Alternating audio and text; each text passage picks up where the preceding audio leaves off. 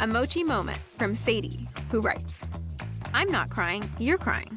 This is what I said during my first appointment with my physician at Mochi, because I didn't have to convince him I needed a GLP-1. He understood, and I felt supported, not judged. I came for the weight loss and stayed for the empathy.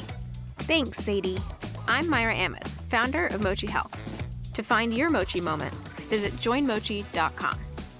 Sadie is a Mochi member compensated for her story. This is your before and after story. Instead of imagining a rewarding career in medical imaging, Southeastern College can actually take you there. Prepare for a career in ultrasound, radiology, and X-ray technology with hands-on specialized training, simulations, and real-life experience with the latest imaging technology. You'll be ready to play a vital role on any healthcare team. Transform your life by helping others. Southeastern College. Your future is bright. Visit scc.edu to get started. Well, today I want to talk about the mayoral race in New York City. And this is bringing some things to light, issues that we don't talk about every day. On a day-to-day basis, we just kind of look the other way, sweep them under the rug. Today's real story is about one of those issues, prostitution. Now, obviously, it's not something you think about every day, but listen to the headlines. NYC could become a tourism hotspot for sex if socialist Zoran Mamdani becomes mayor, critics warn. Here's another headline. Mamdani is wrong on legal prostitution. Now, when the New York Post and the New York Daily News agree, something's way out of whack. Here's a few more. Mayor Adams slams Mamdani for wanting to decriminalize prostitution. Another one, Andrew Cuomo calls out Mamdani's dangerous support for decriminalizing prostitution. Now, that last one was from Andrew Cuomo's website. So I guess if you don't like the headlines you're getting, you just make up your own. But he does make a valid point when he says it's, quote, a dangerous measure that, if passed, would only lead to the further exploitation of the most vulnerable and empower human traffickers, street gangs, and organized crime, close quote. There are all these polls floating around, and Mamdani is leading in the polls. Now, I'm not sure what that really means. I'm not a big fan of polls. I don't trust them. I fear that they sometimes drive what candidates talk about.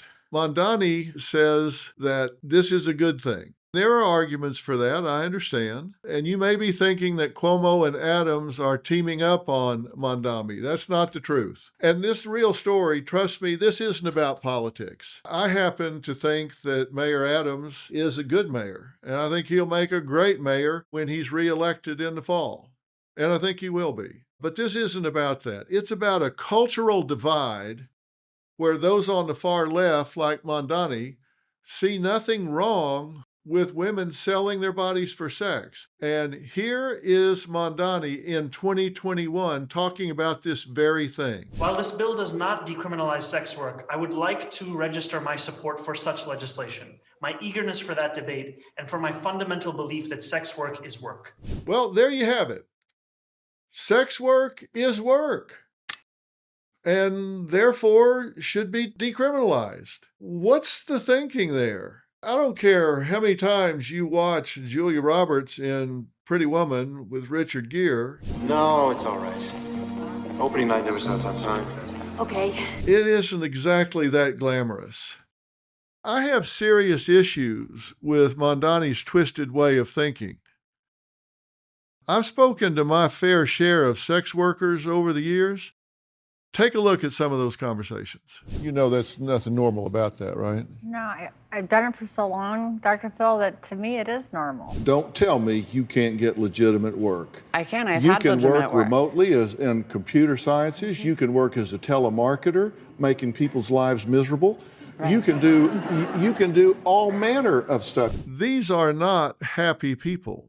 These are not well-adjusted people. If we're going to look at both sides of this, let's look at the arguments for and against legalizing prostitution. And there are some arguments that are in favor of it. One is that it's consensual, that adults can do what they want to do. And as Mamdani said, hey, it's work. And so why criminalize work? Well, so is robbing a bank. You got to get your mask. That's work. You got to plan it. You got to show up. You got to carry the money out. It's heavy. You got to load it in the car. I mean, it takes all day. You got to go hide. I mean, that's a lot of work. That doesn't mean it's okay. But I'm talking about the positives here. Many sex workers argue it's a valid choice, and legalizing and decriminalizing it would empower them by giving them rights and protections like those of other workers. Well, okay, but what about the sex workers who did not make a choice? There are those that say it's consensual, but for a lot of those in the prostitution world, it wasn't consensual. They were trafficked. And is this a victimless crime? For young girls that are either trafficked against their will or they're poor and do this by default in the racially marginalized communities, legalization would be a constant threat hanging over their young lives. It's like, okay, you can't get a job that pays you what you want doing something that is safe and legitimate and self-respecting. You can always default to this. This is a way you can get money. Another argument, it will improve safety, bringing the industry into the open, allowing for regulation, safety standards, better access to health care, and legal recourse for sex workers who get exploited. Do we want this industry in the open? Do we want our kids to think, hey, this is a legit profession? Imagine the conversation. Okay, when I grow up, do I want to be a doctor, a teacher, a dental assistant, a prostitute, a chef? I mean, do we want it on the list? Another pro-argument is that it will reduce crime. Well, listen, you can reduce crime if you just make crime no longer a crime. If you make mugging no longer illegal, then you can reduce crime. You just take those things that are on the crime side and put them on the non-crime side, and then when they happen, you don't have to count them as crimes. Well, that's idiotic. Legalization could reduce the power of criminal organizations involved in sex trade and decrease the overall crime rate. Yeah. Well, good luck with that. That's not going to happen. Instead of fighting crime, we'll just make it legal. If that makes sense to you, I don't know how to help you think through that because it just doesn't work that way. People say there are public health benefits. It will promote safe sex practices, reduce the spread of sexually transmitted diseases. Well, how about we promote not having sex for money? That will definitely reduce the spread of sexually transmitted diseases. Let's look at the arguments against legalized prostitution. Well, here's one. It's wrong. It's dangerous. It's a social cancer. Based on evidence, prostitution is inherently harmful. It's dehumanizing. It fuels trafficking in people. It's modern-day slavery. Now, I'm not just making that up. From a 2002 National Security Presidential Directive, they found that to be a fact. Another study shows that up to almost 70% of people who sell sex reported symptoms of depression. Almost 55% reported symptoms of anxiety. There's a high level of suicidal ideation. There's a high level of being sexually assaulted, physically assaulted. This is a dangerous, dangerous profession. Why? Because you've got young women going into private settings, hotel rooms, back alleys, cars, wherever, with men. Do we want a culture where sex is seen as a commodity? I don't think so. And I understand there are also male prostitutes, but mostly it's women. Do we want to normalize the idea that men can purchase sex, which can be harmful to women and perpetuates a harmful power dynamic? This just doesn't make common sense. Legalized prostitution isn't going to make or break the mayoral race. Maybe it should because it's symptomatic of the value system of the candidate involved. It's probably not the most critical issue because it gives way to other things like affordability and rent, control versus stabilization, and some other things. But what does it tell you about the guy that is promoting it? If Mamdani wins and imposes his morally corrupt agenda on the biggest city in America, it's bad for all of America because things tend to flow from New York City across the country.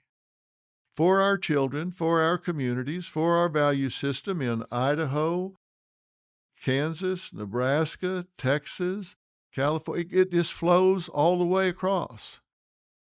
That's why I've said we need to pay attention to what's happening in the number one city in our country. It doesn't make sense.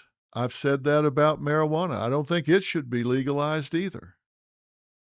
I just don't think you solve problems by pretending they aren't problems.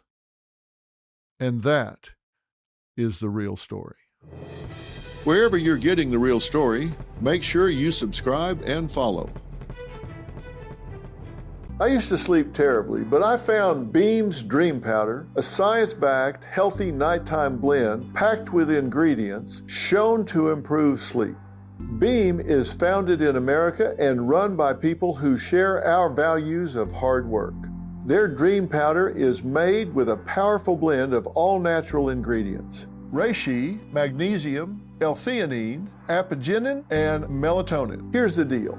Beam is giving my listeners the ultimate Patriot discount of up to 40% off. Try their best sleeping dream powder and get up to 40% off for a limited time. Go to shopbeam.com/Dr. Phil and use code Dr. Phil at checkout. That's shopbeam.com/Dr. Phil and use code Dr. Phil for up to 40% off. Sleep better, wake up stronger, and show up ready for your family, your work, and your country. Because when you're well rested, you're unstoppable. And this country needs more people like that.